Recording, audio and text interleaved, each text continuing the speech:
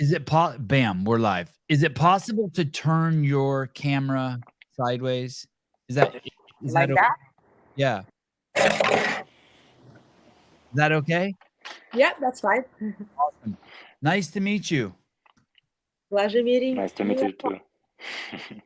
как дела, Артур? Все супер, все отлично. Отдыхаю. Сегодня день отдыха. The rest day, it's perfect day, huh? Oh, good. Am I pronouncing your names right? Rosa and Artur. Yes. Правильно же произносит, да? Да. It's correct. So Artur, not Arthur. Well, it's like in a way, like my name is Rosa. Here you're saying with a R as the way the Americans would say R, right? So it's R-O-Z-A, but it's R, Rosa.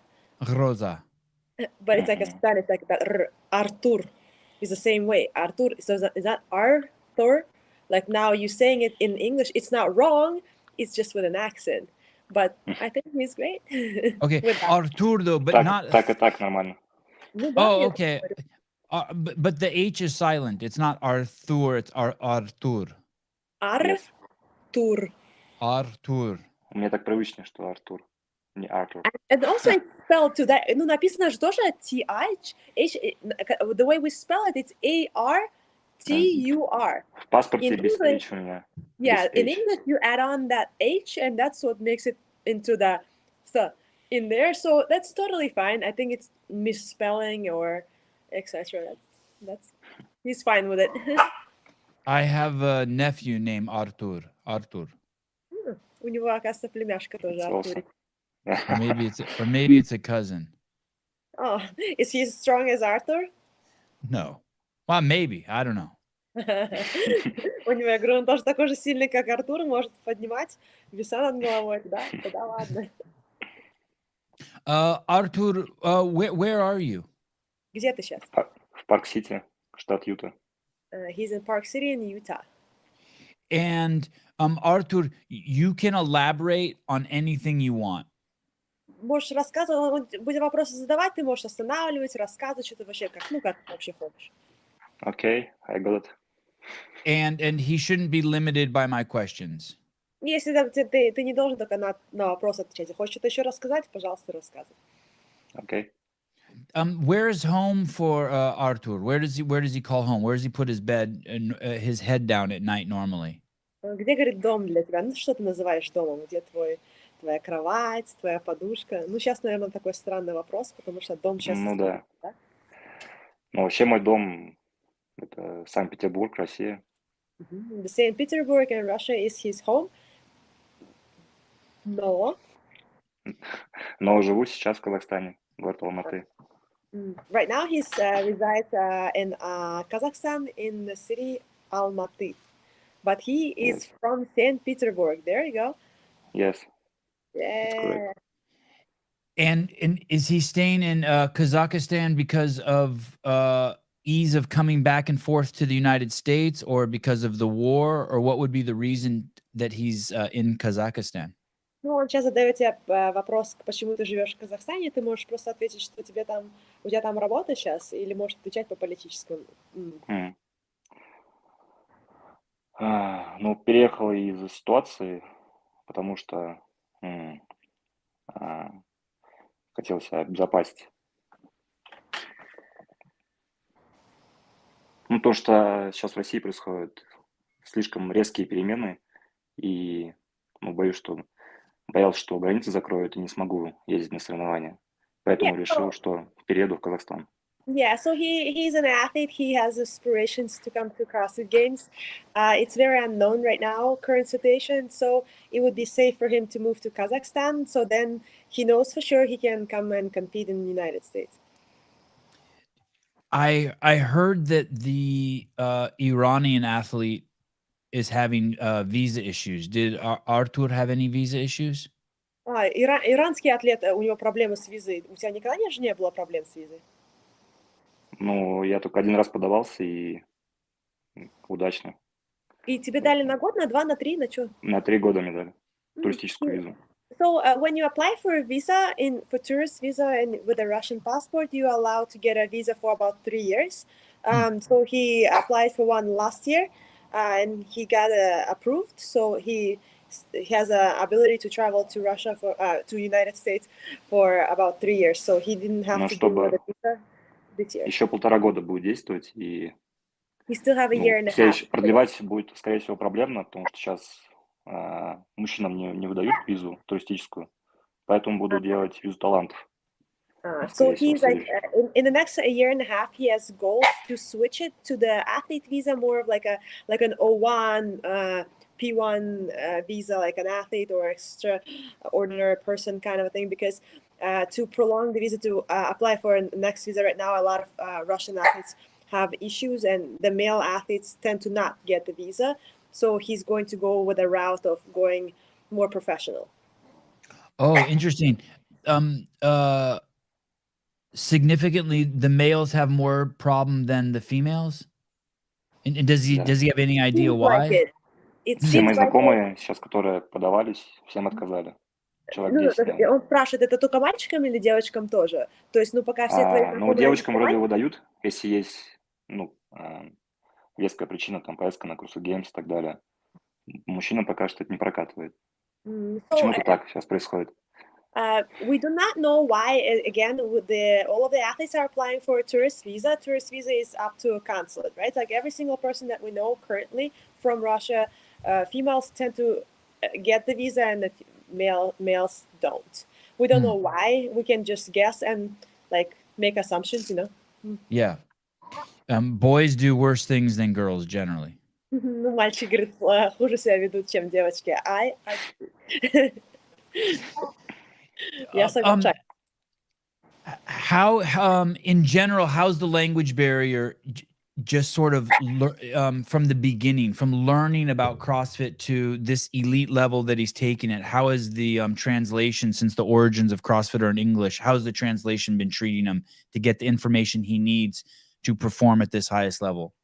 Ну, она спрашивает про языковой барьер сейчас, то есть из-за языкового барьера, как тебе вообще, допустим, как атлету, да, то есть во всех годах, как сложно было, как понять, то есть кроссфит, с самого начала твоего пути, то есть был какой-то языковой барьер, проблемы, там, плюсы, минусы? Ну, я с 15 года начал ездить уже на международные соревнования. В принципе, первые мои соревнования были в Финляндии, и там, я вообще язык не знал английский никак, словом никак. И тогда были сильные проблемы. Не мог с атлетами поговорить толком. Сейчас, конечно, ситуация кардинально другая. Я уже понимаю то, что говорят. И, в принципе, на бытовых вещах могу говорить уже с людьми. So he started his CrossFit career in 2015. His first competition was in Finland, and it was really difficult because he couldn't communicate with anybody. He didn't know English at all whatsoever. But then now it's a little bit better because he learned some English. He understands what you're saying. He understands if you speak a bit too fast, maybe there's a little bit of an issue. Like when during the explanation of the kind of a complex, it might be hard. But in general, he can have a communication with you and he can have a conversation with you. If you're having coffee with him, you would have not need me. Еще добавлю, что первый тренер у меня был финн, и мы с ним, естественно, на английском общались. And his first coach was from Finland as well, so they communicated through on English as well. So it was really hard. The appreciation, from my perspective, of the Russian athletes from people in the United States is very high. There seems to be especially for Roman, there's a lot of affection and love for Roman. The Americans seem to be a huge fan of Roman, and I'm sure as they get to know Artur, they will become a fan of Artur also.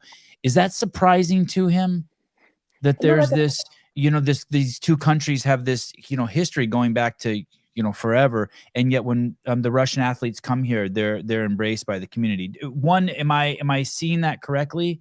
I mean, that's why I feel they cheer loudly for Roman.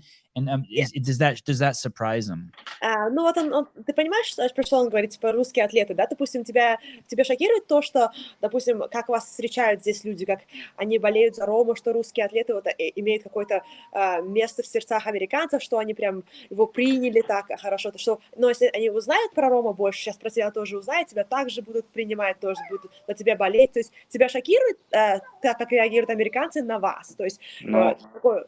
Я могу сказать, что я был приятно удивлен этому. He was pleasantly surprised, for sure. Yeah.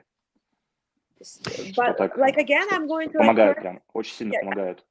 A lot of people help him out. Я могу сказать больше, что американцы больше помогают, чем American community of CrossFit is more supportive to him than per se the community that he is surrounded back home, in a way. And I know Arthur since last year as well. Like you guys don't know Arthur, we do. Here in Madison, there's many people who are still waiting for him to return back, and we're like waiting for him, and he's like a part of our family. Мы до сих пор все тебя ждем в Мэдисоне. Я говорю, вы его не знаете, мы его знаем. Я говорю, он наш человек. He's our person. It's cool for us to see even in the United States, because we forget in the United States that this is an enormous melting pot, and that we're performing an experiment on planet Earth that's never been done before. People forget because there's so much complaining here, but that the United States really is it's as much Russian as it is anything. У нас, говорит, в Америке вообще, она как считается как огромным кувшином, да, то есть здесь очень много наций, мы все забываем, что Америка не американцы, Америка это иммигранты, да, то есть здесь столько же русских, сколько и американцев, в принципе, да, то есть и мы иногда об этом забываем, то есть Америка очень такая странная вещь. У тебя есть что добавить, допустим, по поводу этого, что ты ты приехал, ты уже несколько, там, неделю находишься в Солт-Лейк-Сити, там, что ты видишь что-то другое, там? Ну, отношение вообще к профессиональным спортсменам. В России как такового нету профессионального спорта. Ну, именно в кроссфите. Здесь это уже давно, и это чувствуется по поддержке людей и по спонсорам. Это все как-то все быстрее, все понятнее происходит. Ты уже больше чувствуешь себя профессиональным атлетом именно здесь, чем в России. Yeah, he was saying that if, like, as a CrossFit gets developed, it gets developed in the world, it's more popular here in the United States, and how people like treat athletes from the CrossFit here, it's a lot kinder, better, almost like the sponsors, like they understand the hardship that the athlete has to go through, that they like go ahead and like help them out, rather than in back home. Unfortunately, like the sport is very small, so it's like the help is very little. So here it's definitely seeing how people are kind and they like kind of drawn to you, and then they will treat you better just because you did make it to top 40, you know, that's pretty sweet. Да, здесь рост происходит намного быстрее из-за этого. Как атлета, and как obviously the how you develop your career here, it goes much higher. Obviously he's experienced it, Roman experienced it, I think all the international athletes experience it more in United States than in their hometowns, even like I feel like Europeans and stuff as well. Austin Hartman, he kind of looks like Ryan Reynolds. What? That's true. He does kind of look like Ryan Reynolds.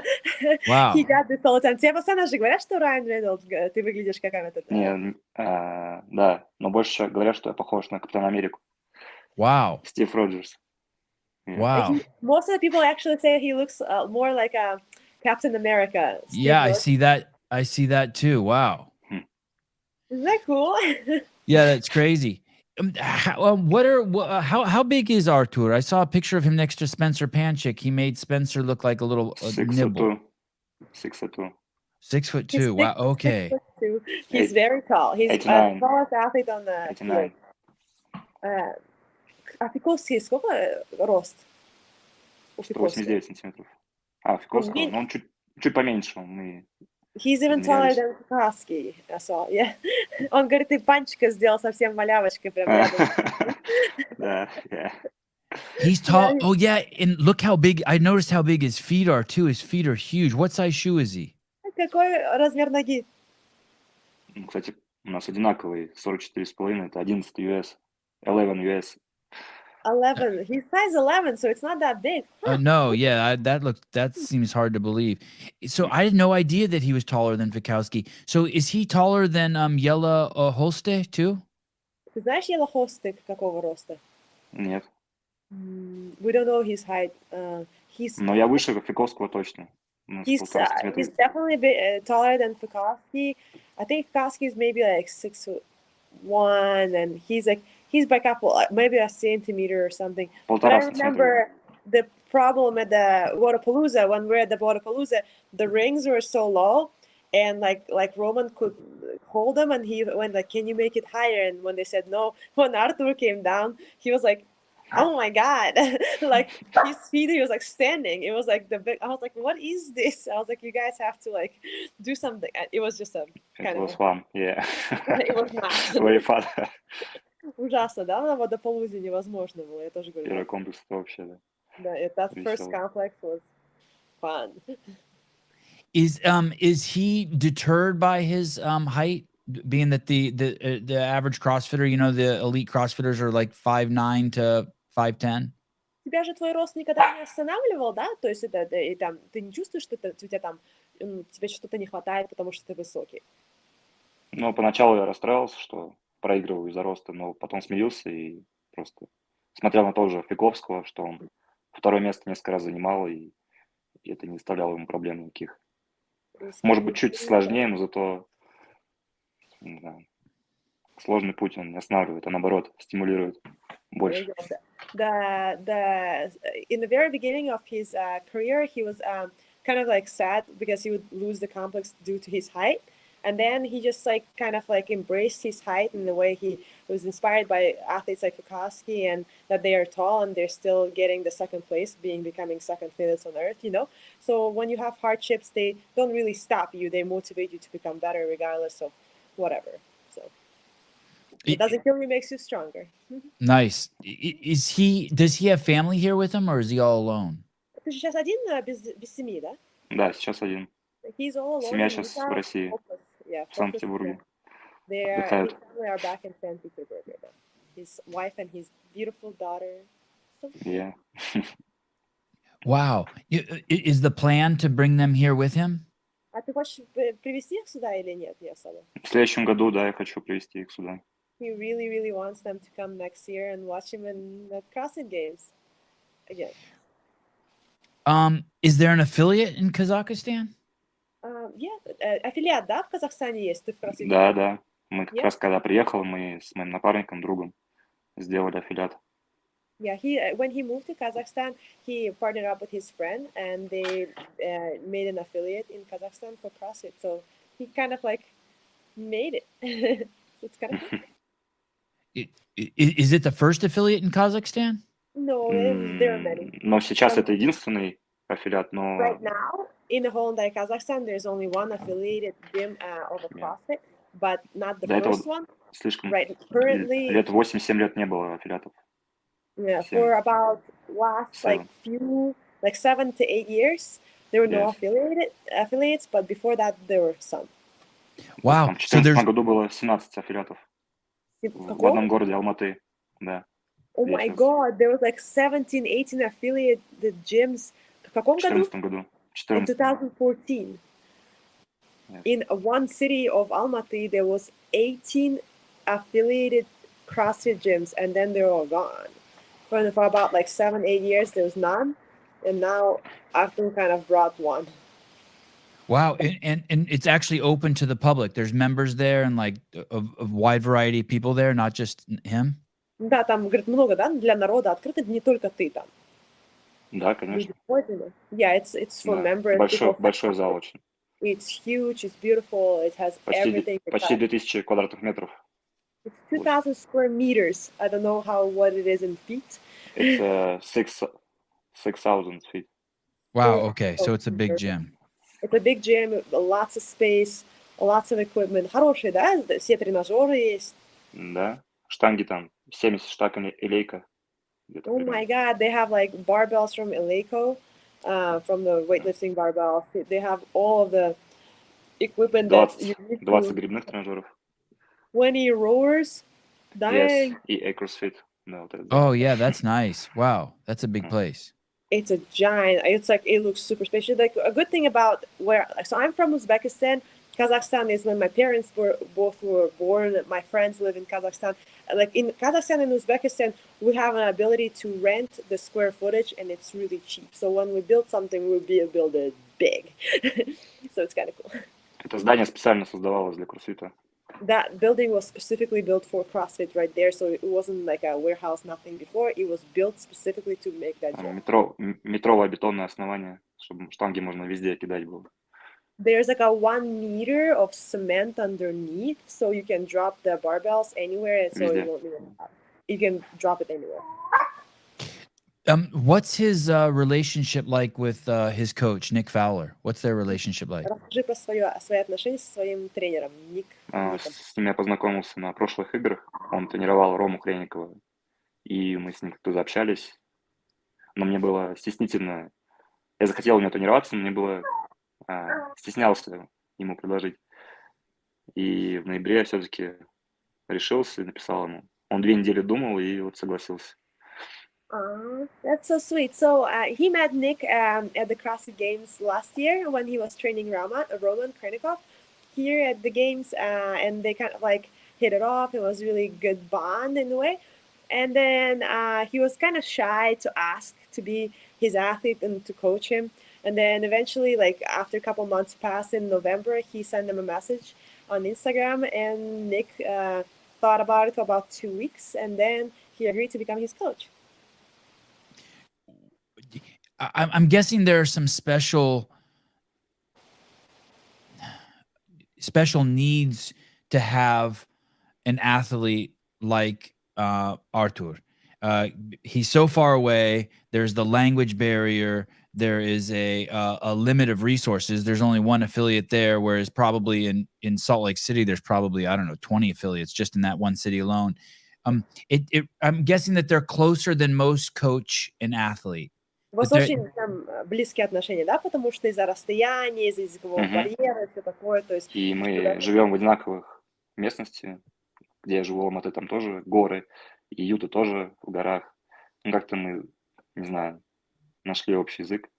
Yeah, И they like нам it. максимально комфортно с Yeah, друг they другом like общаться. kind of like bonded, they almost hit it off right away. And like the city that Arthur lives in, Almaty, is very like hilly, so there's a lot of mountains there. And Utah is very mountainy, as you know.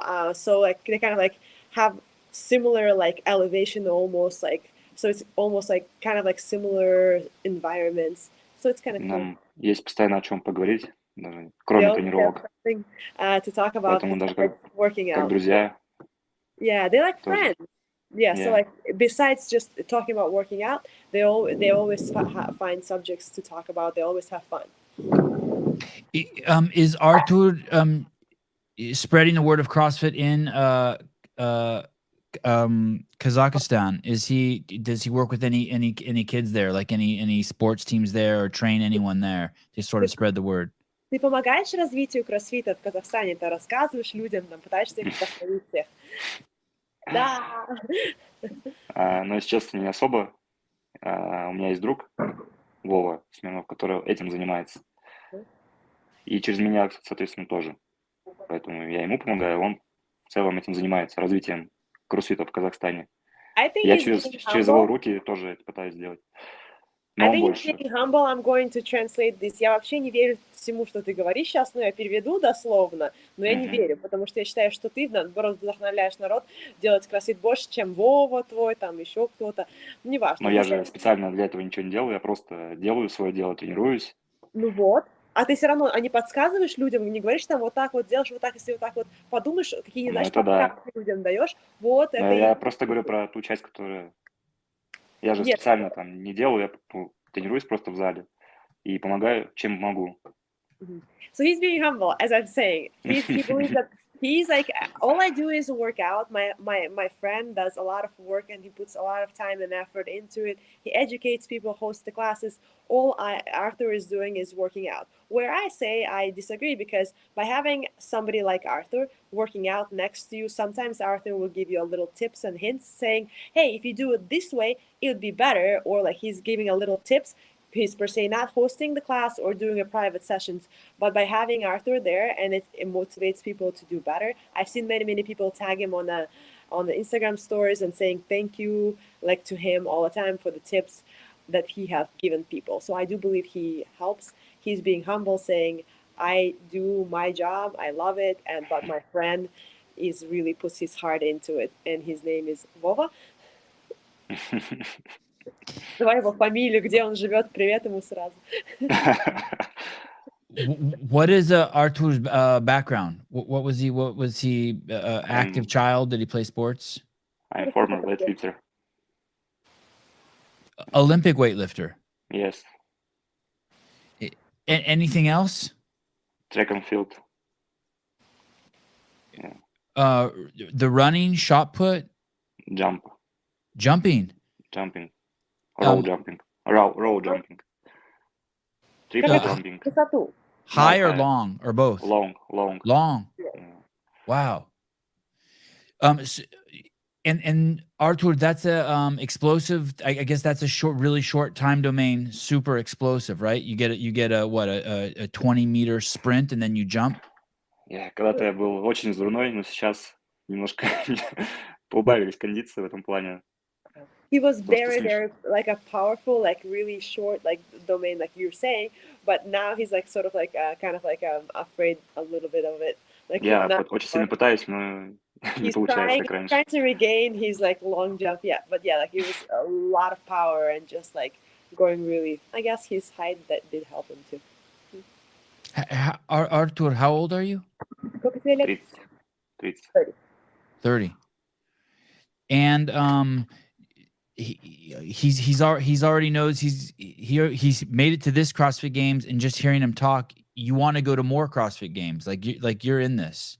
Да, ты говоришь, ты на эти Games попал, на прошлый попал, еще хочешь, да, на следующий, еще на следующий. Да. Цель такая. Да. Yeah, his Ну, goal до is 35 точно буду стараться попадать на Games. His goal is always to make it to the game. До скольки? 35. Until 35, and then he will reevaluate. Посмотрим. Is he in his prime, or is he? Well, I think so. Ну, ты думаешь, ты на своем пике сейчас? Нет еще. No, he still has a lot of potential. Awesome. What will he do when the games are over on Sunday? Does he have plans? В воскресенье будешь делать, когда геймсы закончатся. Я знаю, что ты будешь делать, но я дам тебе ответить. Что я буду делать? Отдыхать просто. У меня друзья приедут с Казахстана болеть за меня, и еще мои друзья приедут. Не помню, где они живут в Америке. Ну, русские ребята, которые живут сейчас в Америке, тоже приедут. Возможно, с ними поедем куда-то поесть, просто отдохнуть, пообщаться, обсудить CrossFit игры и так далее. His friends from Kazakhstan are coming all the way from Kazakhstan to cheer for him at the games. He has a couple of friends here in the United States that live. They want to really see him. So after the games, he thinks they're going to just get together and talk about life and just about the experience at CrossFit Games. And he's probably going to go eat a lot. Does he already have plans to go back, or does he already have his ticket back to Kazakhstan, or is he staying for a little while? Обратно или остаешься здесь на немножко? Не, я поеду обратно. Уже Потому купил что билет? я ужасно скучаю по своим родным. По Сразу? жене, по дочке. Но они не сразу приедут, но там... Нет, ты в понедельник сразу уезжаешь отсюда? Нет, во вторник. He already has his ticket on a Tuesday. He misses his wife and the daughter so much, so he can't wait to get back to them. Of course. Hey, what makes him tough enough to do this? This isn't easy. CrossFit's hard enough, and then he has to leave his homeland of Russia and then move to Kazakhstan, and then he has to leave his family. What does he think in his life has made him tough enough to do this? Not only the CrossFit, but just the whole ordeal. Ну, блин, что тебя сделало таким сильным, Артурик? То есть он говорит, как уже сложно же заниматься кроссфитом, но еще сложнее, допустим, уезжать из дома родного в Казахстан, оставлять своих родных, близких, любимых людей и возвращаться. Вот как ты думаешь, что сделало тебя действительно таким сильным человеком, что ты можешь преодолеть все эти какие-то тупики, и чтобы так вот выходить с другой стороны сильнее? Ну, переезд в Казахстан на меня как бы положительно повлиял, потому что я встретил много интересных людей, разных профессий, которые мне помогают. Также я сейчас у меня появился хороший массажист, у меня появился хороший как бы, психотерапевт, или как он там называется правильно, Ну да. и менеджер появился. То есть у меня такая обросла команда. Это все благодаря переезду в Казахстан. А когда я жил в России, у меня этого всего не было. Естественно, когда у тебя команда, ты можешь выдавать больше результатов. Sometimes change is for the best. He's saying so in his life right now, moving to Kazakhstan was a big change, but then in the beginning it was very tough, but then it ended up being the best thing that ever happened to him. He has regained a team of people that are there for him. So he got, for example, a masseuse, like a therapist, a manager that is like managing him, like helping him out with certain things. When he lived in Russia, in St. Petersburg, he didn't have any of that. So that gave him ability to focus more on training. So now that's why he had the better results this year than the previous year. So it sometimes change could be the best. So he's actually very happy with that move to that he has made to Kazakhstan. Ну а так, жену с ребеночком оставлять, приезжать сюда в Америку, не разговаривать на английском. Такое. Чего? Ну вот, приезжать, жену оставлять, допустим, как ты силы находишь это делать? Ну, сложно, конечно, но я же понимаю, для чего это делаю. He И has они goals. понимают. Yeah, they have with his family on the other side. He's like, it's very tough, but then they all always talk about it. They talk about goals. They talk about what is he doing this for. So they have kind of agreed to like support him as an athlete. And then like it's tough, but they are waiting for him and cheering. I think they're his biggest cheerleader. I was hoping the answer would be he was raised on like a rock breaking farm in Siberia or something, like some Russian stereotype that we have here as Americans. Bears. Yeah, I would like Надо he ответ какой-нибудь будет, знаешь, такой тупой, знаешь, я вырос где-то, знаешь, там на пиздец, таком деревне, там меня пиздили постоянно, и вокруг за мной бегали мишки. Простите мой русский язык. Скажи нам правду, Артур, что с тобой делали в детстве, почему ты такой сильный? Ну, на самом деле, был слабый в детстве, ну, физически. И стать сильнее мне помогла тяжелая атлетика. У меня был очень хороший тренер, попался человек, который поверил в меня, и меня это вдохновило, и я становился все сильнее, сильнее, сильнее с каждым годом. He's actually remembering himself as a child being a very weak, and he's like, one was very weak, like just physically, you know. And then he got into like weightlifting and then his coach was really inspiring. It was really great for him, and he inspired him to become stronger and stronger. And then it just like kept on helping him mentally and physically to regain that confidence in himself. And I know, Можно сказать, меня сделала тяжелая атлетика и армия тем, кем я сейчас являюсь. yeah. И сейчас So я like, просто дорабатываю это. блин, сейчас про армию скажем, вопросы пойдут. Ага. I think like heavy Но weightlifting. бегать я научился в армии, поэтому... Heavy weightlifting made him into like a strong individual, like physically and mentally. And then also he went to army, and in army they ran a lot. So that's when endurance comes in. So that's why he's really good in all of the long distance runs and stuff. Без армии я бы не смог бы выносливость нарастить. I think Потому что это army тяжело. really Потому like что тяжелоатлетам это очень тяжело сделать. 1 год, 2 года. Перестроиться 1 год.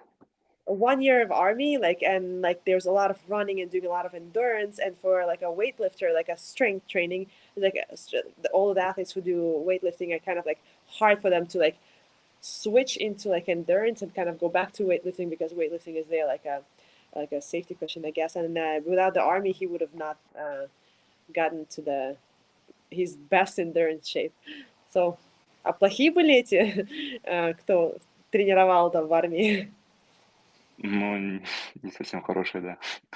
Yeah, so his coach on the weightlifting was really inspiring. The people in army, you know, they were just scary. Maybe that's your answer. How has the is he okay with the language barrier, or is he eager to improve his English? Is he eager, or how is this going for him? Is it frustrating for him, or is he good with it? Тебе, ну, это не напрягает то, что ты не понимаешь иногда что-то на английском? Ты хочешь быстрее выучить английский, как-то, знаешь, тебе не нравится, что постоянно вот человек рядом сидит и постоянно переводит туда-сюда, тебя это не напрягает? Ну, сейчас это, в принципе, уже такое прям сильно нет проблемы. Сегодня я даже проводил тренировки персональные людям, американцам, и они меня понимали, и я добивался того, чего я хотел. Поэтому с этим нет проблем. I think his English is Я improving. могу донести на английском то, что я He can хочу. actually explain himself Если- really well in English. Sometimes I'm curious. I think it's because I am present that makes a Russian athletes comfortable to say something in Russian to me, so I translate it because I go back and forth really quick. So it's almost like if I leave right now, perhaps if you guys just talk and I'll be very quiet, I think you guys could have a conversation. Today he was saying that he was doing a personal training at the gym and people understood everything he was saying. He could communicate with them, but it's a language of the sport, right? It's like lunges are lunges, thrusters are thrusters. Like we do not translate them into a different language. It's same things. Like language of a CrossFit is a worldwide. That's why it makes this community super special too. Because that's why for me, you can be far away, I don't know you, but you don't speak English, you come to me, we can do a workout together. Not a problem. Ну, я общаюсь без переводчика со всеми. Ну в да, принципе, я тоже говорю, he doesn't use me on a daily basis to communicate with people. He talks to himself. He tries his best. He's eager to learn English, but it takes time, and he's very patient, and it doesn't frustrate him, no. Yolanda Jennings in the comments says, great podcast. Nice to meet Artur and nothing to be worried about Sevi. Some money for doing hard things and to encourage Rosa back to learn more about her. Oh, they're saying I should have Rosa on to learn more about Rosa. So kind. Thank you so much. Они хотят, чтобы я вернулась, чтобы рассказала про свою жизнь. Буду долго рассказывать. Let me tell you. And Pool Boy says, ask him to say, if he dies, he dies. I think that's from like a movie with there's probably some Russian guy who says that. Oh, I think is it from Rocky? If he dies, he dies. Ну, помнишь, в фильме тоже говорят, иногда с русским акцентом что-то говорят, они хотят, чтобы ты сказала с таким грозным русским языком, если он умрет, то он умрет, ну подумаешь. Мы такие же люди, как и вы. He's like, there's more like movies, like they try to speak Russian and then they say it, but with an accent, and it's so hilarious. So we like always like joke. If he dies, he dies. But it would be more. There are better phrases. Hey, that should be Artur's shtick. Actually, he should learn just a bunch of like Arnold Schwarzenegger in Terminator. He says "fuck you, asshole." Or in Predator, he says, get to the chopper. Or Dolph Lundgren, if he dies, he dies. Artur should learn a bunch of those and it'll make him, the crowd will go crazy. The CrossFit crowd will go crazy if he learns a bunch of those phrases. People will be dying. Фразы выучить Арнольда Шварценеггерские фразы выучить и просто говорить их на CrossFit Games. Прикольно было бы. У меня муж постоянно... Это мой был любимый актер в детстве. Я все фильмы его смотрел, да. Arnold Schwarzenegger was like his favorite actor. So when he was little, he always watched his movie. He's saying that would be kind of cool. It's funny. Who's his agent? Кто твой агент? Ну, Вова Смирнов. No, his friend Vova Smirnov in Kazakhstan. The guy. Okay, you tell him I just gave Artur the greatest idea for that. Idea is, I'm telling you, it's gold. Like he should finish every show with "If I die, if he dies, he dies." I mean, or any of those. Just tell him to find just cheesy American Russian lines and yeah. Найди какую-нибудь фразу, которая, знаешь, такая тупая американская русская фраза, и просто в конце каждого подкаста говорят. He has to lean into it. He has to look at, even Mason Mitchell says 100% Sevan. Yeah. He's got to lean into the Russian thing and just ham it up. Fuck it. I mean, I agree. That's what I say. Is like sometimes you gotta embrace it. Like people would say just something lean like, in. yes, whatever. Yeah. Like, yes, I am a spy. I must break you. I must break you. Like seriously, Tiger Woods recently gave, he slipped the tampon to one of his, they were playing golf and he slipped a tampon to one of his competitors and the camera caught it, basically saying, hey, you're playing like a bitch. But what Artur could do is Artur could like be at the pull-up bar next to Fikowski and he could look over at him and be like, I must break you. And then later on, when Fikowski tells that story, people will go crazy. They'll be like, "What did Artur say to you?" He'd be like, "He told me he must break me." You know?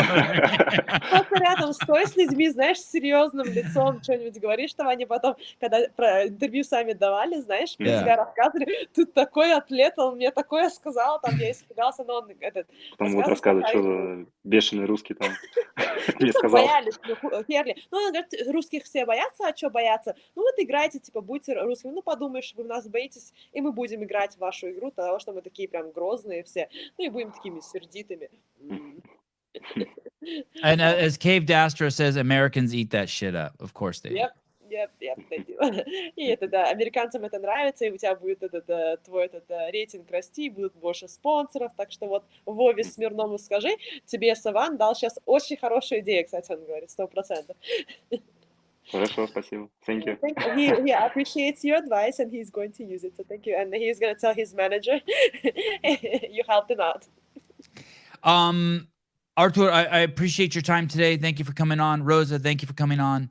And hopefully I get to meet you two in person very soon. Yeah, we'll see you definitely. All right. Thank you. How do you say good night in Russian? Скажи что-нибудь грозное. Нет, спокойной ночи. Спокойной ночи. Спокойной ночи. It sounds Spanish to me. Well, what are you laughing at, Caleb? Shut it. All right. See you guys soon. Yeah. Thank you. Okay. Ciao. Bye. Bye. I like ciao. Thank you for your patience. Oh, you're good. Ciao. Ciao. Can you say get to the chopper? Me? Yeah. Can you say get to the chopper? In Arnold's voice? Oh, so you know that's from Predator? But every single show for the last 10 shows, someone in the comments like, can you have the guest say get to the chopper? And I never feel comfortable asking him to say it. But for you, I'm like, okay, it's Kelly Baker. I could ask her to say it. Look at you. You know it. You know that's from Predator? Yeah. Oh, I guess everyone knows. Get to the chopper. Okay, look, Mason Mitchell says, of course, in Arnold's voice. Maybe we'll end the show that way. Hey, you're a good dude. You're a good dude. Hey, I have to pee. So I think I can do it in 1 minute. Okay, I'm gonna play this. I'm gonna play this thing. I have to pee really quick. Sorry. It's a midday show, and my bladder's like. No, you're good. I broke the seal. You don't even have to want to do CrossFit. You don't have to want to be a coach. You don't have to want to be a trainer. If you just want the operating manual to your body, it's not just Forge and Elite Fitness. It's the operating manual to the human genome. You'll take this CrossFit Level 1 seminar and you will walk away inspired. From the second you leave, your entire life will change. You will make significant changes to your life because you are excited. You will start tweaking with your diet. You'll start tweaking with your movement. You'll start tweaking with who you hang out with. Everything will take a shift. For some people, it'll be massive. For some people, it'll be a little bit. No matter what, you'll move towards a better life. Everyone is going to sense it in you that you are more accountable, more personally responsible, happier, more helpful, more thoughtful human being. And you'll be nicer to look at. You might talk too much shit about CrossFit, but that part where Hobart's standing behind that guy where he's bent over is kind of weird. I came back to that. I was like, that's a little weird. You get that part out of context. Just make a meme out of that. Dude, Kelly Baker.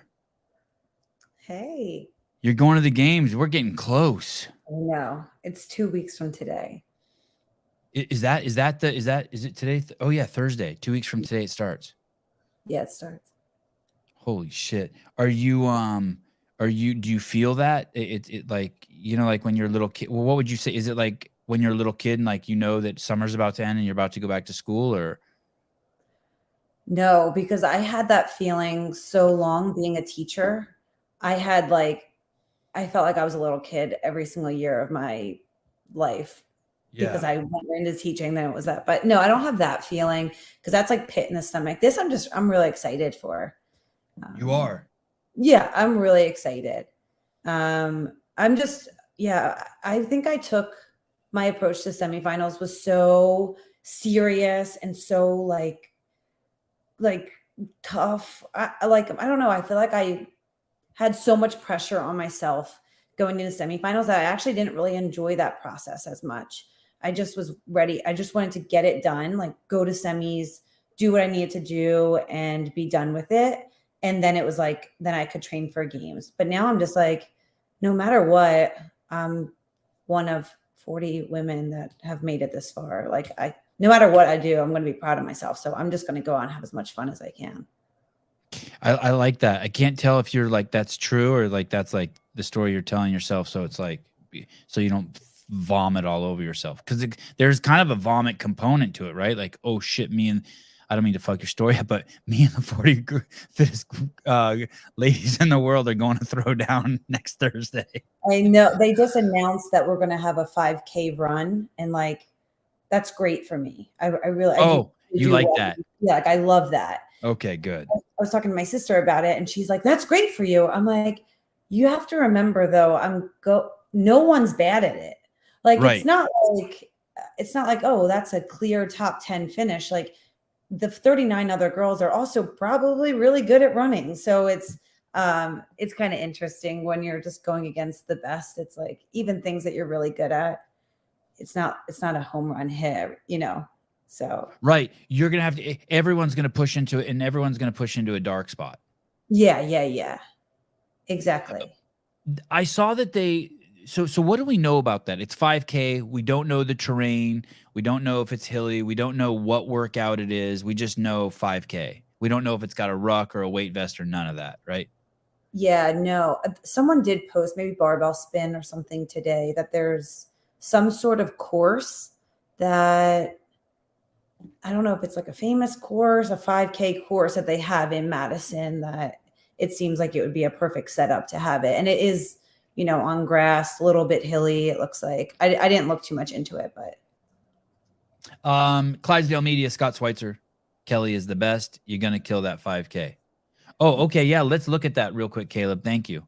We'll look at this more tomorrow. Could the Zimmer Championship course host the 5K run for the CrossFit Games? Could this be where the 5K is held? We know Adrian Bosman likes to incorporate elements of the host city, and this makes sense to us. Swipe to see video clip of the course. Oh.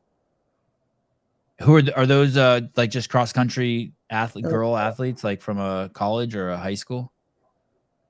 I assume. Yeah. Yes, those are all collegiate. Oh, and runners. dudes. Okay. Wow, that's a mass start, huh? Good job, Brian. God, Brian spins good. And it's all marked out. Easy peasy. Would you like to see this going to the cuts? Any thoughts on the cuts?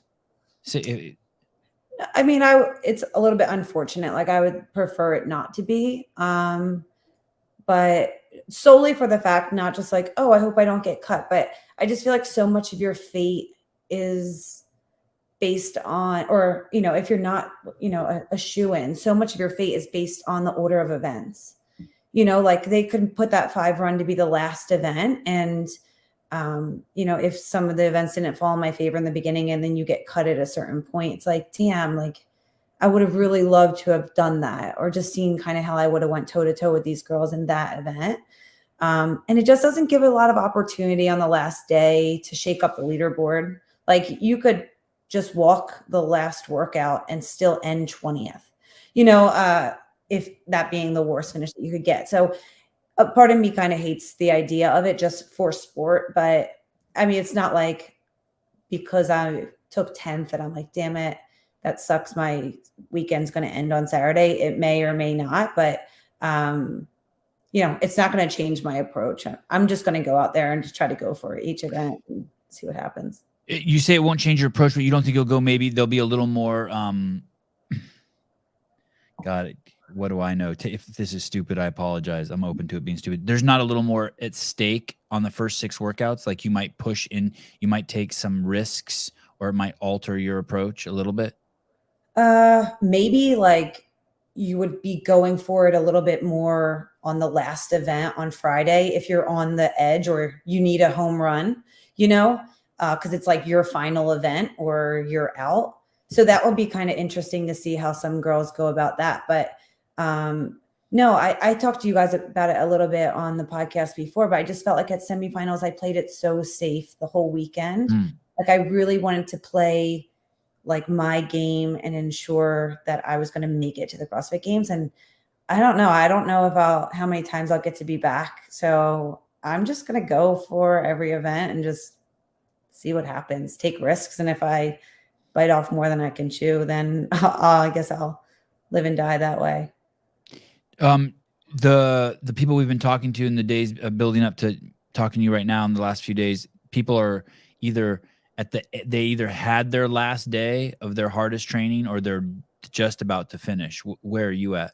Yeah, we're just finishing up. This week was like the most demanding, I would say. We actually didn't do a game simulation weekend.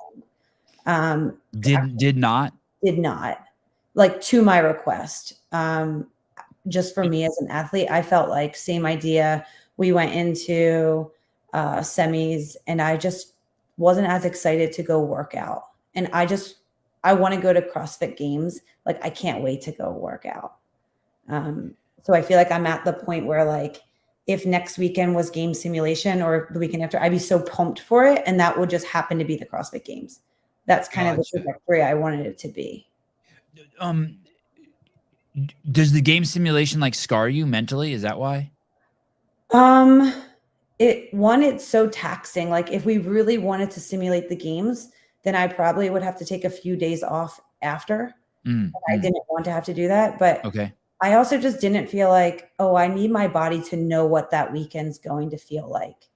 I mean, yeah, I've never like competed as an individual at the games, but I just felt like there's so much that has been going well in our training that I just want to keep building on that rather than just start making up like some unknown workouts that we don't know and then put myself at like, it's hard to even, especially when you're training alone, to get that same simulation. It would just be kind of doing really tough workouts that I already do anyway. So it was like, take the pressure off of like calling this a game simulation weekend. We'll do a kind of a peak week and then deload. So maybe my coach altered the framing or wording of it, but yeah, I just feel like I'm at definitely a better headspace and excitement to actually compete because like I said, I needed to be the fittest that I could be going into semis in order to try to make games. Like we didn't have a cushion to like save a little bit for, the end of the season because that could have been the end of my season. And I just was really feeling burnout going into semis. And I just, I took the week off and we had talked and he's agreed. And we were like, let's just go a different approach. And we'll try to build up as much as we can so that the week of games, you're at that moment of peaked rather than a lot of times we kind of went in the approach of like, let's train and peak. And then we'll deload leading up into the semis. So you have some hard days still ahead of you. Yeah. So tomorrow, Saturday, and then probably on Monday, and then start tapering on Tuesday. Who's your coach again, Kelly? Tristan Patrick. Okay. Yeah. Hey,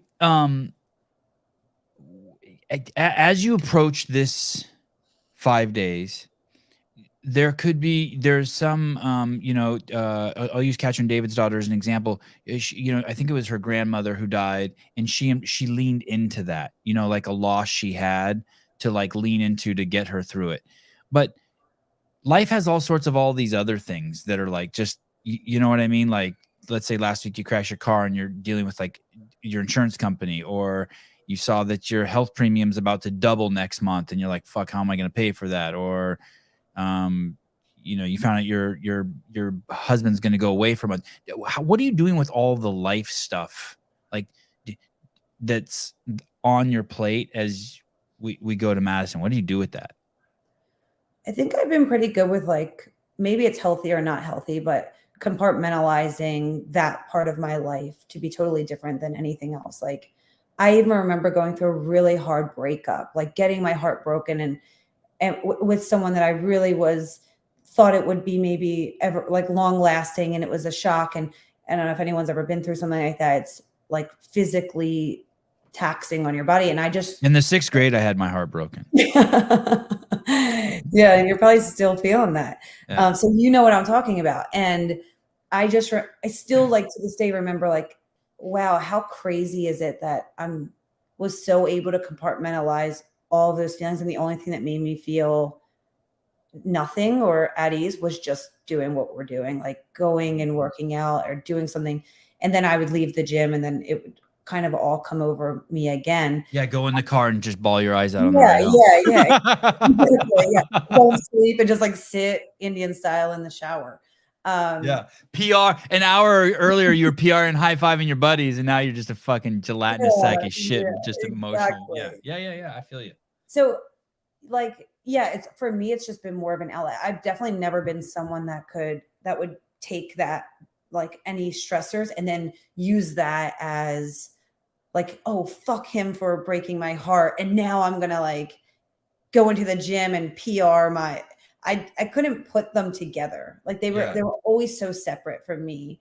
So yeah, I mean, knock on wood, I haven't had any big emotional things going on right now in my life. Things have been pretty even keel.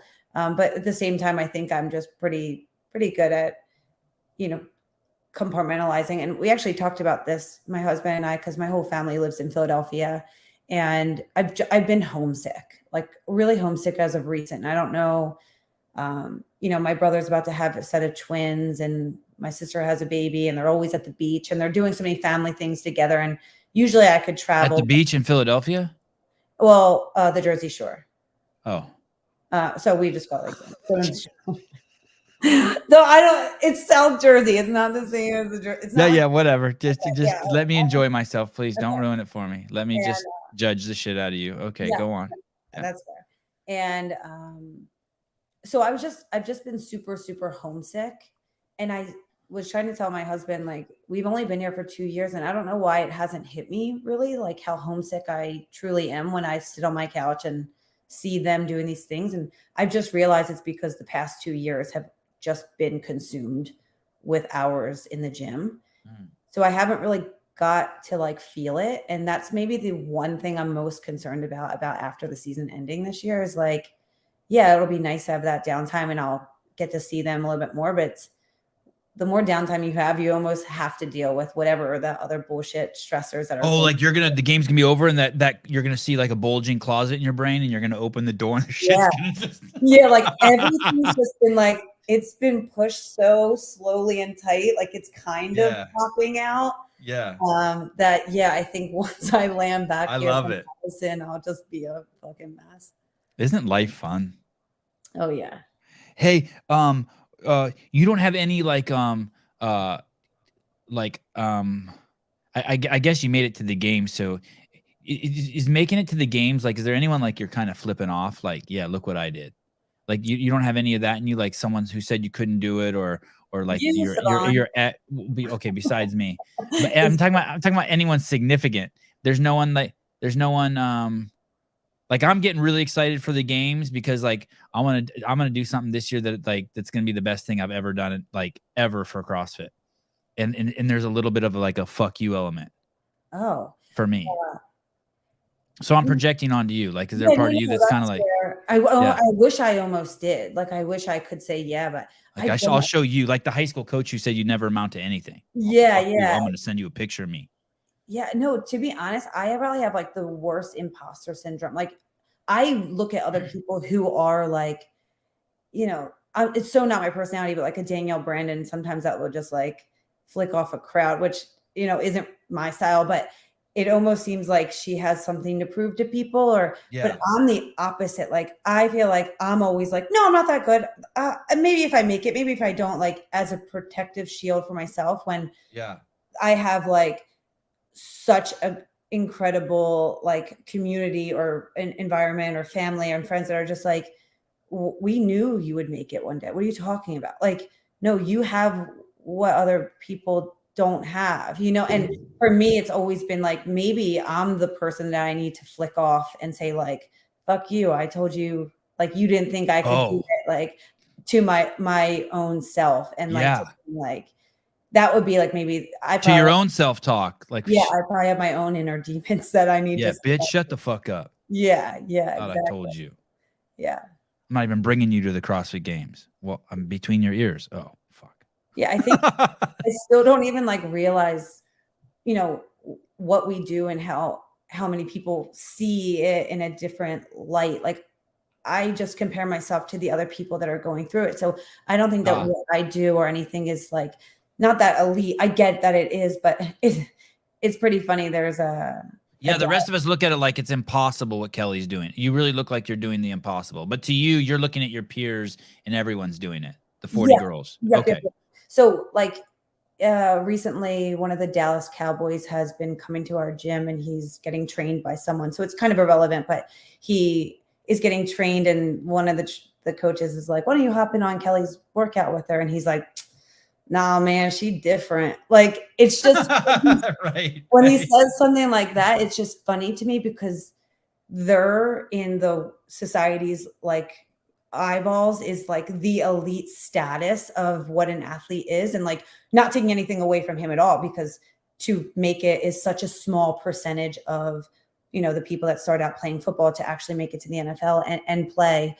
But to hear someone in that status, like call what we do, just like I want no parts of that. Like you're just different. It's that to me recently has been eye opening. Like, oh, maybe you're right. What we do is different. It's yeah. And especially day in and day out. Ken Walters, Eagles sweatshirt on and Bills or Oilers helmet behind her. I thought she was in Cali. Why Eagles? Well, I think she's in Texas. I'm in Texas. I am in Eagles. This is my husband. It's a signed helmet from Earl Campbell. Earl Campbell? Yeah, in Oilers. Holy shit. Like, why is this in here? But well, that's crazy. Earl Campbell. How old's your husband? 35 or B. Wow. Yeah. How does he know who Earl Campbell is? That's crazy. I think he played for UT, and my husband's like the biggest UT football fan. I don't even know what UT is. What's UT? University of Texas. Oh, okay. I know who Earl Campbell is. I don't know who UT is. Wow, crazy. Well, awesome. Well, there you go, Ken. Now you know. What's imposter syndrome like? Like you're like I'm a CrossFit Games athlete, like kind of like that. Just feeling like the mountain is still so much higher that I need to climb. Like I've done it when I talked to the guy, Justin Sua, that I told you about before, the like mental training coach, and he had given me things. He said, I don't think it's imposter syndrome. I think it's just the confidence, because it's not a fluke that I got here, which imposter syndrome feels like it's a fluke. I have enough data to like prove to myself that I've made it. But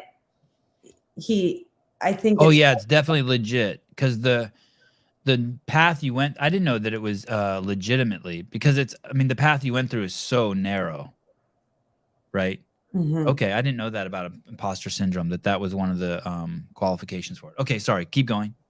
Yeah, so it's just it's not imposter syndrome. He said it's confidence. It's more like confidence. Like there's enough evidence that's like it's not a fluke that I got here. I've done enough in my history to like tell myself, no, you've earned it to get here. It wasn't just a mishap, but it's still like the comparison game. Like I said, I think I'm just probably my hardest critic. Like even when some people would ask me to go team or something like that, I almost want to tell them like, don't even ask a couple of other people. And if they deny, then come back and ask me, because then I won't feel bad if things go wrong or something like that. So I think it's just more of a me problem than like anything else.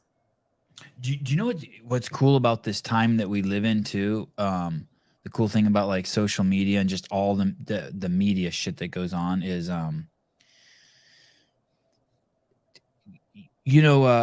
20 years ago, let's say CrossFit was around, it would just be the Tia Toomey show and everyone else would just be a supporting cast. The rest of you ladies would just be characters so that she could be at the top. She would just be standing on top of you. But now we live in this era where, the UFC's like that. Like the guy who's the pound for pound best fighter in the fucking world, maybe who ever lived, is has 600,000 Instagram followers. where there's guys who are like not even close to him who have like 3 million Instagram followers, because everyone has their own, I don't know what it's called.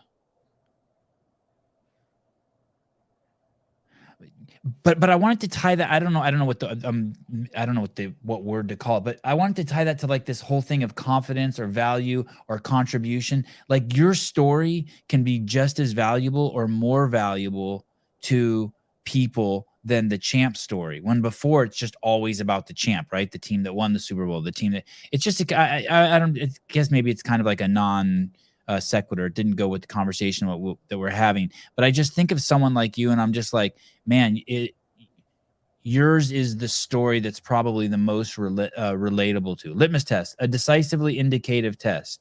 Oh, what do you help me, Caleb, in relationship to? Oh, she took the litmus test and passed it. Yeah, fuck yeah, I know, it's crazy. It's just, I guess maybe I'm saying don't miss the opportunity. You're amazing. Relish in it and like milk it on all fronts, man. Like shit. Yeah. No, I really feel like I'm trying to be that way right now. Like maybe there is a part of me that's trying to convince myself, and just like anything, the more you say it out loud, like maybe you'll be able to convince yourself it a little bit. But I really just want to go there and have as much fun as I can. And like people talk about, like, make sure you look around, like at your wedding day, make sure you take a moment to step back. Like I really do want to do that and be present. And I feel like the word you're maybe like searching for is just maybe our stories of not the Tia, but the other people. It's like a little bit relatable, like a relatability that, I think everyone deals with imposter syndrome, whether they want to admit it or not. And it doesn't have to be in sport. It could be in their job, in a podcast. It can be in a relationship. Like, I think we all have that. And yeah, so it's been fun for me, even just kind of hearing even other athletes on interviews or podcasts, just, oh, great, good. I'm not the only one that went home the other week and cried because they're just so fucking drained. And like, we're all going through it. It's just maybe we're all not talking about it. And then you kind of realize like, oh, one person talks about it, then someone else does. And then we're like, no, none of us are different. We're all just fucking human trying to do our best and feeling the same type of emotions and same nerves and same stressors. And, that's whether you're the first seed or the 40th seed. I think we all have that in common. And then from the outsiders or the fans' perspective, it's like, yeah, in a different degree that you might have it than we do, but we're all kind of in humanity going through these same emotions, but maybe just in a different perspective, depending on what your goal is.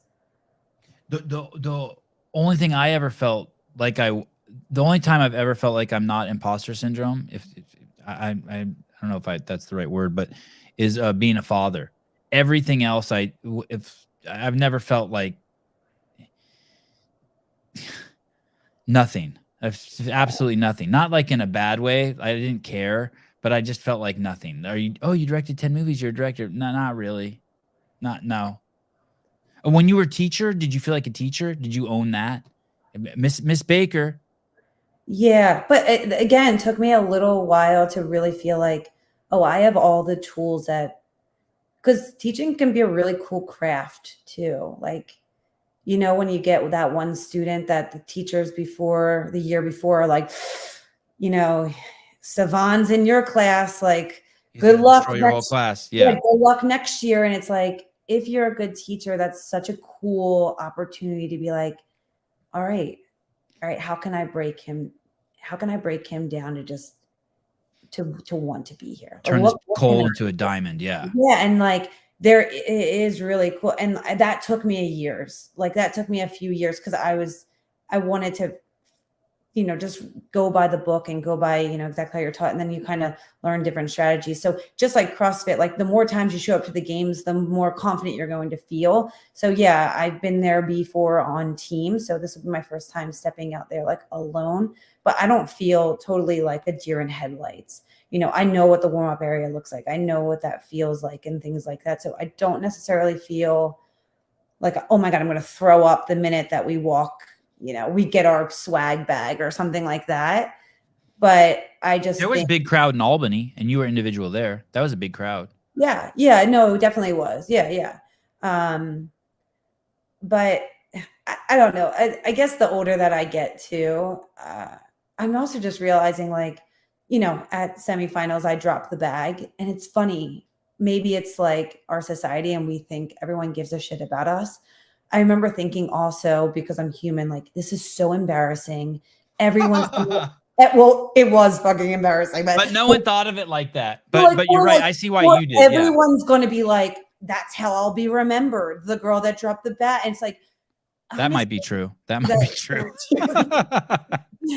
But it's like, in the end, like, no one really gives a shit about, like, my mom care, my husband cares, like they people care, but they're not like, I don't know. I think we think people are going to remember these little moments at the games or at semis, when like the bigger moments are probably like when I got my name announced, or like, you know, giving like kid a high five on the side that really won it when he was there with his dad. Like, I don't know. Yeah. I think the older that I'm getting, and like you kind of even say about social media and followings and things like that, like, I don't know if I'm starting to turn a corner of maturity or something, but I'm just starting to realize, like, the more that I was paying attention to social media or followings and things like that, I just was feeling a lot less happy, like in me, like in my gut, that I felt like I was like seeking approval of a bunch of strangers. That it's great to have like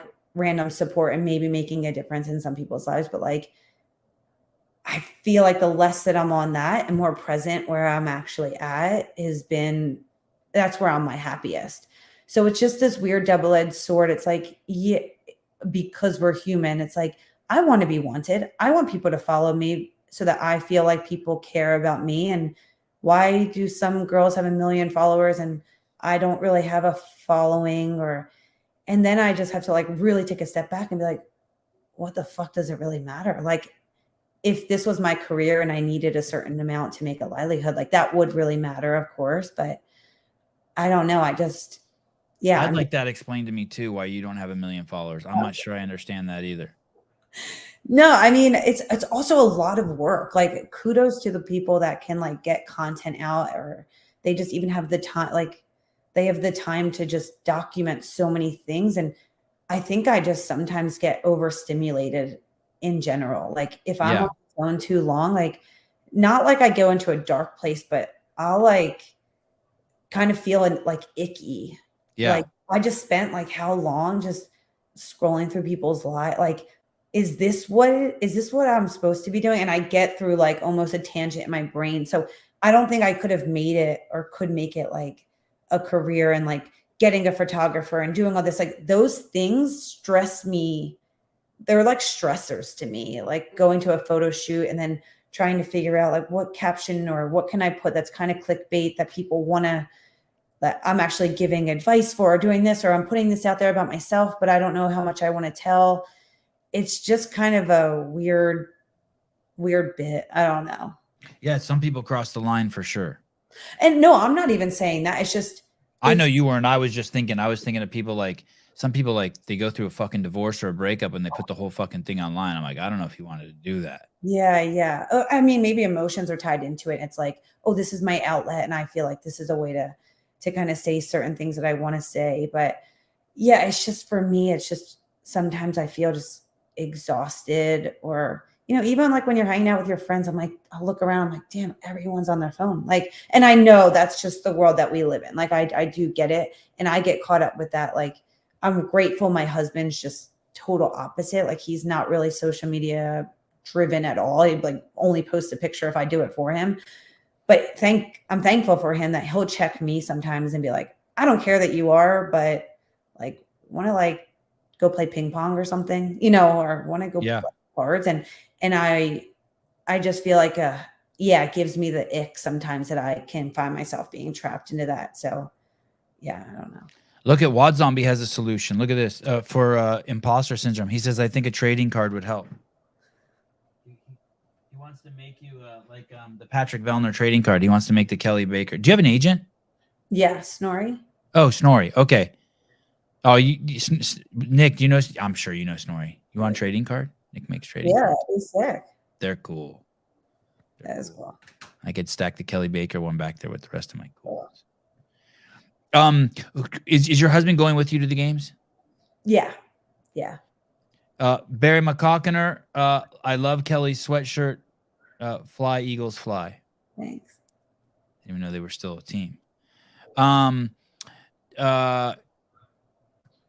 Kelly is aware of this issue that young CrossFitters are struggling with, Mal, Haley, etc. But also, you didn't grow up with it. How old are you? 31.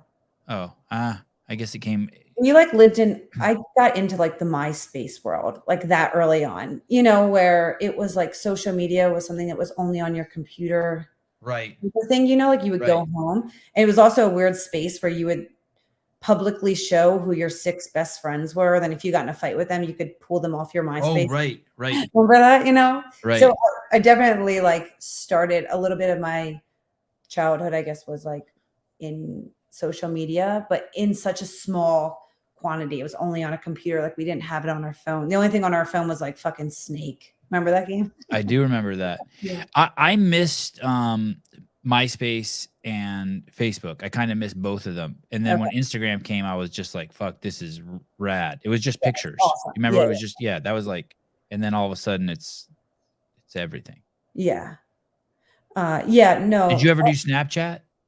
Yeah, I don't really do it. Like people will Snapchat me, but it's mostly like my sister or someone like that. How about Twitter? No, I never did Twitter. Like How about the Threads, that's now like, I don't really know. Now TikTok, that's where I can get myself down a fucking rabbit hole. It's so much better than Instagram, but I really like it because it's not anything CrossFit related. So the things that I look at on Twitter are like how to redesign an old desk, a dog playing with a new puppy. Like my For You page, like the algorithm for me in that space of Twitter is like maybe an outlet from like getting. Oh, you mean Instagram? You mean on Instagram? No, on TikTok. Oh, on TikTok. Oh, my Instagram, like I can find myself, that's maybe where I get myself trapped of like, what are other people doing in training? What's this girl doing? The aesthetics of that person, where TikTok is like just videos of random shit, like dogs. Okay, sorry, you were saying Twitter, but you meant TikTok. Oh, sorry. TikTok. Yeah, okay, so you're searching TikTok is more like a dog doing a backflip off a chair. Good shit. Yeah. Exactly. I don't have time for multiple social medias. I already spend fucking 5 hours a day on Instagram. Mm-hmm. Yeah, don't do TikTok. Do you keep up with your direct messages, your DMs? Like sometimes the hidden ones, I'll like go in and they're just like the requests. Yeah, I'll like do that maybe once a month on like a road trip and just have fun with it because they're so insane. But then I sometimes feel bad because it could be a really nice person be like, where'd you get that shirt? I love it. You look great. Cheering you on. Like it doesn't take me more than 5 seconds to reply to a person like that. But most of the hidden ones are some like outrageous things that people are saying that I'm just like, oh my God. Boys are doing it. Boys. Yeah. And boys are weird. Do you get I have this incessant drumbeat of Asian women saying, hello, how are you to me? Do you have that? I don't know. Asian women have reached out to me recently. I'll get a lot of like older men asking if like I want like a sugar daddy or. No shit. Like people asking us like if I can sell them like used knee sleeves that haven't been washed. Like just shit that we were like, right? It's like, what? And God, what a fun world we live in. Yeah. Some people have some crazy. I wonder what they ask for next. If they look at Ken Walters says it wasn't me, Sevi. All right, fine. You're not in Kelly's DMs asking for old knee sleeves, dude. That's a slippery slope. Holy shit. When do you go to Madison and who do you go with? I'm going on the 30th, which is a Sunday. We have athlete check-in on Monday morning and like I guess like an athlete dinner type of thing that afternoon. I'm flying there. My coach is flying the same day as well. So I'll just be there. My husband can't like take off work that much. So he'll be there on Wednesday night. And I'm sorry. So when you go on Sunday, you'll go by yourself? Yeah. My coach will meet me there. He's going to fly Sunday as well. So check-in's Monday, you said? So like that's like the registration where like you walk into like the Noble tent, they give you a pair of all your shit and like Yeah. you sign up and really they take early. pictures of you and Uh-huh. wow, okay, I didn't even know that. Yeah. It's just funny. Like, I get it. We're at the last stage, the biggest stage, but like, I don't know. We're not like these paid crazy athletes. And it's like, I also like, not only do we not pay you to go to this thing, but we need you to be there, 5 days before the event even starts. Like, it is a lot, I mean, fortunately I have sponsors and things like that, but it is like, oh, we're getting there Sunday and we don't compete till Thursday. And me personally, I hate being out of my element that long. Like, I would prefer to be there like 2 days before and then just get at it. The groove. Yeah. Where will you stay? In a hotel or Airbnb or? I'm staying in a hotel. Yeah. One like just right across the street from the venue? Yeah. Yeah, that's the way I would do it if I was an athlete too. So at any moment you could run back and if it doesn't take a nap or even if yeah, or if you shit your pants, change your underwear. Which is possible. Fuck. Oh, dude. These workouts, bro. I asked Nick Matthew the last time he was on. I'm like, you ever shit your pants? He's like, who told you? I was like, what do you mean? No one told me. He's like, oh, sandbag carry. A little nugget came out on the heavy sandbag lift last year. Yeah, just strained. Oh my God. I appreciate you coming on. I know you were just on. I know you have a crazy schedule. I know we switched the schedule on you 2 or 3 times, and I appreciate you doing this. And I look forward to meeting you in person. Yeah, I'm excited to see you there. Yeah, it's gonna be awesome. Yeah, you're a cool human being. All right, take care and stay healthy, and see you over there. Will do. I'll see you in Madison. All right, ciao. Bye. Kelly Baker. One of the 40. Oh, sorry, I didn't mean to interrupt you. Hey, I was gonna send a link. To a friend. Oh, I forgot all about that. Do you want to still do that tonight? Yeah, sure. Yeah, I forgot about that. So there's this guy that hit Caleb up in the DMs who says he has free tickets to the games. He would not free. I mean, he paid for them, but he we should have put that in the title of the show. So I guess someone's gonna get free tickets to the games. I don't think they're Coliseum tickets. I have to pee again. They're not Coliseum tickets, but they're tickets you can get into the venue. Like maybe you'll. Yeah. He sent me a package while I was deployed. So. Oh, that's cool. Really? Yeah. You're just he listens to the Sevan podcast and you're on the show and he's like, oh, one of the dudes deployed and I'm gonna send him some shit. Yeah. He just asked for my address and then he's like, do you need anything? I was like, I'll do whatever, I'll take whatever you got. And then he just sent me a bunch of I think he sent me Chick-fil-A sauce. That was perfect. I'm not really going. I'm not committed to going. I don't know what I'm doing. So don't get all fucking carried away. Chick-fil-A sauce. Yeah. Nothing out there was seasoned very well or at all. So was it just like in the packets, like in the ketchup packets, like the little squishy ones? Oh, Caleb froze. Check. You froze. When they send you Chick-fil-A sauce, is it like in a jar, like he bought it, or it's like you can buy it in like a jar, like ketchup, basically. It wasn't like cheap what he did. Like he looked around and just scooped out all the little packets and threw them in his backpack and sent them to you. No, he didn't go through the drive-thru and ask for like a handful of them. No. Awesome. Oh, look, there he is. Oh shit, I know this dude. Brandon Lecoq. Hey, how's it going, guys? Dude, what's up? Not much, man. Just enjoying a little bit of the show before Caleb sent me the link. Definitely appreciate it. I was not expecting to come on live, but here we are. Will you pronounce your name for me? Yeah, so my dad's French Canadian, and it's pronounced Lecoq in French. Oh, I love it. Wait, say it again. Lecoq. Yeah, I have one you of pronounced those. it right the first time. I came on and sent some money to see the comment, whatever, and yeah, I was like, oh well, he got it right. Dude, how was that growing up with Le Coq? So very different. Yep. And then I came into the military, and you can imagine how that goes. So Oh, dude, I fucking love it.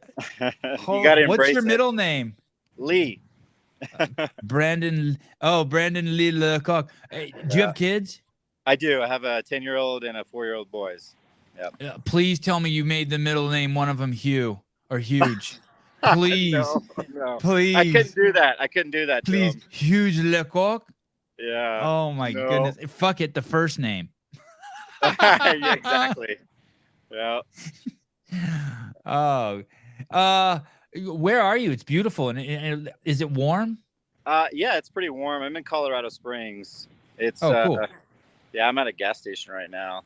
Caleb dropped the cool. link. I was dropping someone off. I'm like, oh crap, I gotta pull over. Are you an Uber? What do you mean you're dropping someone off? Are you an Uber driver? No, just dropping a friend off from dinner. Oh, okay. Yeah. All right. Where'd you go? Chick-fil-A? We went to a hibachi restaurant. So. Oh, nice. Fancy. Yeah, you know. Fancy. You gotta live it up a little bit. Did you get a like authentic Asian person flipping your food around, or did you get like just some fucking college fucking white kid, another Lecoq? We didn't even get the hibachi grill. Like, we don't have space for you. We got off to the uncool kid corner. All right. So what's up with the Brandon? What's up with the tickets? What Caleb's like? Hey, this guy's bought tickets, but he's not going to the game. So what happened? Yeah, so I'm actually going to the games. I bought tickets with my wife. We're going, and we didn't realize you needed Coliseum tickets too to actually watch the events inside. So when I heard the tickets for the Coliseum were going to come out, I went and bought those tickets, and then I had extra tickets, and I put it up for sale initially, but I was like, it'd be pretty cool. I watched the show a lot. There's a lot of cool people in the chat, and I figured, hey, someone could probably enjoy going to the game, so why not just give it to somebody who wants it or needs it. So And there are 2 tickets? Yeah, 2 tickets. And, yep. And you're going to the games also? Yep. And what day do you get there? We get there, I think Wednesday. Yeah, Wednesday around like 1 or something. We fly into Madison, and then we'll be there through Sunday. Actually, we leave Monday morning. So hey, and this Instagram account right here, that's your active Instagram account. Yep. BRANDONLECOCQ. Yep, that's mine. Hey, what do you think about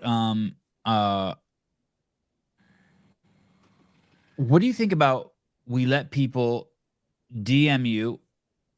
They can say whatever they want to, like Brandon, I'll give you a handy, or Brandon, my mom just died and I want to go to the games, or whatever. Yeah. I'm also a Lecoq. They DM you, and then Friday during the CrossFit Games update show, you come on for a second and you're just like, hey, this is the person I picked. Yeah. However you want to do it. I mean, whatever's going to make the community thing go well. Yeah, I'm down. Yeah, I like that. That way, if it's like, if there's someone out there who's like, fuck, like my mom and dad are coming from fucking Kazakhstan and they don't have tickets, you can be like, you know what I mean? Then it's not just some ding dong, like, you know what I mean? Who's going to end up scalping them? Yeah, exactly. Yeah. Yep. No, there's nothing fair about this contest. Just so you know, this will be strictly the decision of Lecoq. Look at Jeremy Eat World. I love Lecoq. Do I win now? We'll see. Yeah, we'll see, man. You got to slide in those DMs. Yep. Okay. So we will see you Friday. Caleb, are you on the show Friday night? The update show tomorrow night? Oh, it's tomorrow night.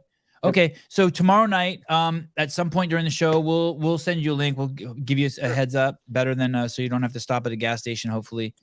And you can tell us who you picked. Yeah, that's fine. Yeah, absolutely. Okay, bitch. And what days can they start? Basically that gives them access Sunday through yeah, so it's 1st through the 6th, I want to say, that whole block. Yep. So like Tuesday or Wednesday. Spectator. I'm sorry, say it again. I was just saying it's spectator one. So from the 1 August through the 6th of August, I want to say is the 6th or the Tuesday, I think. And then it's up to them. They could try to sneak into the Coliseum if they want. Yeah, if they know anybody, or slide in that way. So. Yeah, use the rear entrance. Hey, brother, good to meet you, and thank you for your contribution. Yeah, it's awesome. Absolutely. It Likewise, tickles my appreciate fancy. it. Big fan of the show. Keep it going, guys. Thank you. Okay, cool. See you tomorrow night. All right, see you guys. All right, brother. Brandon. Ciao. I recognize the name. I figured you would. Look at McLovin. Is that Gary Roberts? My goodness. Are you on the FBI's most wanted list? The way he described it, these aren't Coliseum tickets. No. The way, not only did he describe it, I think he's very explicit. Indeed. Look at that. Brandon is comfortable on the air. He is. He was good. He's solid. I would definitely let Lickhawk sneak in the back door. Oh, you're so juvenile. Fucking grow up. My goodness. Oh, cool. My wife said she just told the kids that I might be going to Madison, and they were excited for me. I thought they'd cry. I don't know if that's a good thing or not. Hey, I fucked up. So don't tell anyone this. But I started tripping that I was gonna have fucking Artur Semenov on. And it was just going to be just a complete fucking disaster shit show. And I was going to have him on for 45 minutes. So I asked Sousa to ask Kelly Baker to come on 15 minutes early because I fucking don't want to talk to any fucking foreigners. And then 15 minutes in, I was in love with the guy. And I'm like, fuck. So I'm texting Kelly, can we push it back 5 minutes? Can we push it back 10 minutes? Trying to like, because I ended up like liking him. But I was just terrified. I was a little nervous too, but they crushed it. That was really good. That was awesome. Dude, she's amazing too, right? Incredible. People in the chat were swooning. She was like getting all people. You could tell they were like they were drunk. Massively. She's awesome. Yeah, she did good. Sevi, you're oh, thank you. I'm told you it would be fine. Oh, did I call you today, bitchin'? No, I didn't. What are you talking about, Hiller? You didn't tell me anything. Dude, I loved your video. Any videos you make with me in it, I love. Yeah, Trish is back. Weird, right? I don't know what happened. Hiatus. Yeah. Mark Moss, what up, Beaver? Hey, dude. Did you see he's got a fundraiser going again? It's that time of the year for his little fundraiser thing. No, who is that? I don't even know who that is. He's yoked. I'll show you. Good dude. Oh my God, I have to pee again so bad. Crazy. Oh, okay. No. Tell me. No, let's do it. I want to do it. Rosa's story is crazy. You need to interview her. He's doing a fundraiser for the American Foundation for Suicide Prevention again this year. So through his affiliate? I think it's through his affiliate, yeah. And then Crash and another affiliate are also taking part, and like they're doing a workout, like a big fundraiser and everything. Pretty cool. I feel like I saw that shirt somewhere too. Probably. He's getting it out there. I've seen tons of people wearing them. Dude, that's such a crazy word. Suicide. Isn't it? It's like, yeah, it's a crazy word. It's so intense. It's like the R word is pretty intense. Yeah, it is. Do you know which one I'm talking about? Ends in E. It's got 2 letters in between. Not retard. Oh, then I don't know what word you're talking about. Rape. Oh, yeah. Okay, I see what you're saying. Suicide. It's heavy. They're heavy words. Anal. No, anal's not really. It doesn't belong with those. Oh yeah, Trish. Rake. It's not funny. Oh, Jeffrey Birchfield. Suicide equals self-death. Yep. Man, it's such a heavy. No, I will not say that word, Jessica. Thank you, though. I appreciate you supporting me in my. It's like offering me a fucking cigarette. Oh. The flat Earth. No, flat Earth's fine. What other words go in there? Suicide's crazy though. That other word, that R word though, is tough. I guess abortion's kind of tough. I don't know if it's as tough as saying baby killing, but I like Semenov. Yeah, he's super cool. Yeah. He seems like a normal dude. Yeah. Likes to work out and just ended up getting really good at it. I liked her, how she, like when he was talking, she could talk at the same time and like translate. And then I also like the fact that she said that she thinks that if he were by himself and didn't rely on him, that he could do it. Yeah, I was curious about that because he was starting to like answer questions himself. So it was kind of there was a bit of coordination that was occurring. Sevi, are you demonetizing yourself? Liberal, yeah, that's a tough word. Insemination, I don't know. Ejaculation. Clock. I was there when Sevan introduced the word blank, blank, blank. I knew right then it was a grave mistake. No, you did not. What's the opinion on Jason Aldean's new song? If you listen to country, yeah, that's a cool song. Like, hey, if you come to my town and do that shit, I'll put a cap in your ass. You get my grandpappy's gun. Is that the same song? Yeah, that's basically what he's saying. He's saying if you pull any of that fucking stupid fucking gangster shit and fucking BLM riot fucking liberal wackadoodle shit in our town, where you think it's cool to, or Seattle fucking meth head white trash take over the police department shit, I'll put a cap in your ass. Fine with it. Yeah, I like it too. You're a shitbird just destroying. You're rotting civilization. Sevan doing a rap version. Yeah, here's the thing too. I'm the last person to use the logic that two wrongs make a right. But dude, rap music has way more. No one should be worried about anything some fucking dude in a cowboy hat saying after what rap music has said for the last 20 years. Yeah, try that in a small town. Yeah. Okay, go to bed. No, not me. I'm not going to bed. It's 8 o'clock. It's still a little light. I'm going to go in the garden for 10 minutes maybe, or 20 minutes. Oh, you have to go to bed. Oh, okay.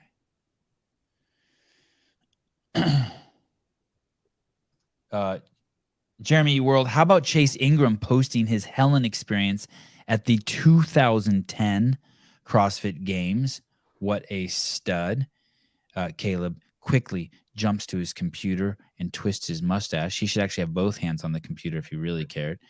But he quickly pulls up this historic. Is that him? That's Chase? No. That's Chase? Oh my God, that haircut he has is horrible. That's like, amazing. He looks like Jim Carrey, like doing some sort of bit. Oh my God, Chase, really? Holy shit. It looks like Dumb and Dumber. Yeah, is that it? Yeah, it's from Dumb and Dumber. Wow. Chase goes into Supercut. Can you cut me like James Carrey and Dumb and Dumber? Dumb and Dumbest? Shut it, Mark. Shut it. No one asked you. What did your haircut look like in 2010? Shut it. Fucking. I wanted you to be you already contributed to the show with your fucking bad word, suicide. Damn.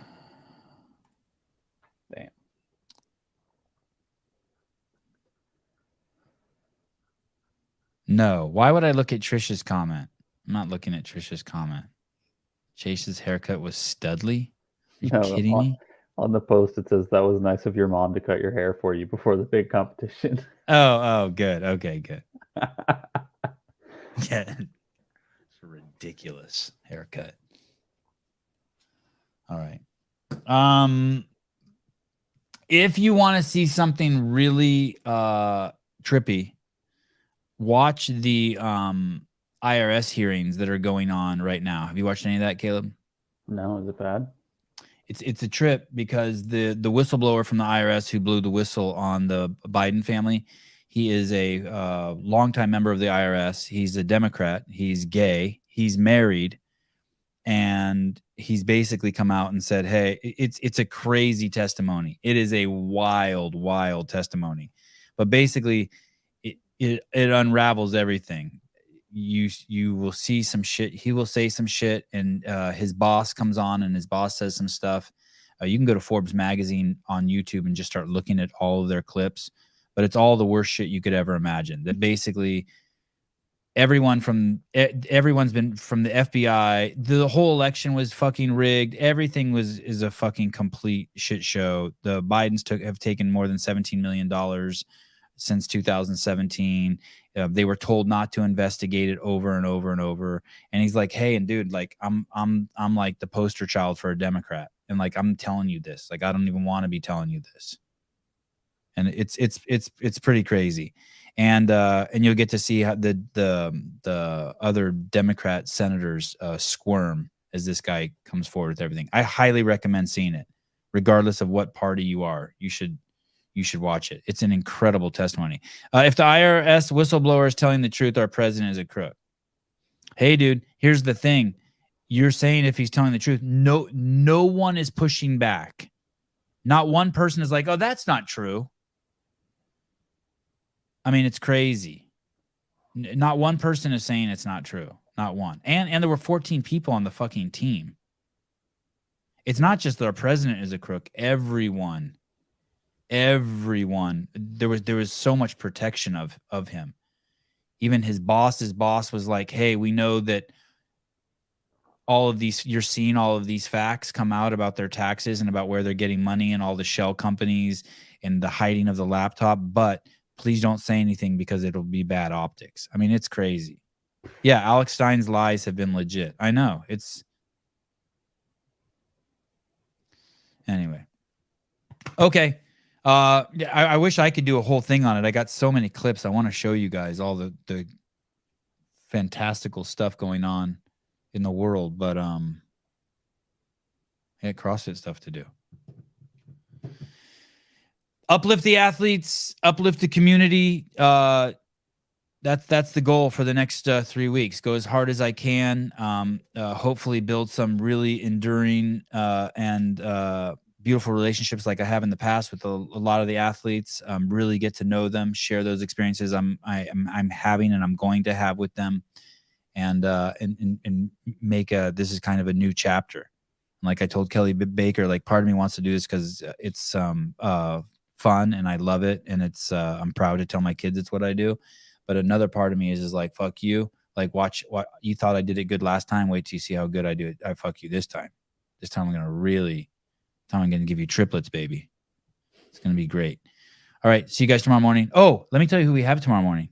Tomorrow morning is going to be great. Everyone loves a redhead. I think tomorrow's, yeah, dude. Oh, tomorrow's going to be it's awesome tomorrow morning. Ariel Lowen and then Shelby Neal. Nice. I'm really excited to meet Shelby Neal. And of course, Ariel Lowen should be a slam dunk. Just two homies getting together. And then tomorrow night, the CrossFit Games update show. All right. We'll bring Rosa on. Keep reminding me. We'll bring Rosa on after the games. All right. You rock. You guys rock. Thank you. Or if you're talking to us, let's fucking go, Sevi and Caleb. We are so behind you. Thank you. I added you in there. You like that? Yeah, thanks. Tell Laura Horvat to come on. I really want to see her. Magawa got back to us. She said it's showtime for her. She didn't have time, and I respect that. Okay, bye-bye.